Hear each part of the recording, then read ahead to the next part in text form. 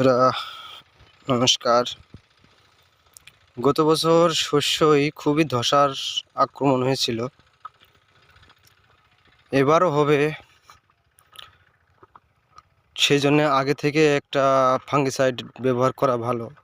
যে কোনো normal fungicide, যেমন ফাচ্ছা পাউডার, তারপরে মক্সিমেট, ফান্ট, এগুলো খুবই কম দামি কন্টাক্ট ফাঙ্গিসাইড। এগুলো দিলে পরে ধসা না লাগার চান্সটাই বেশি থাকে। এরকম অবস্থায় অবশ্যই ফাঙ্গিসাইড দেওয়া অতি আবশ্যক।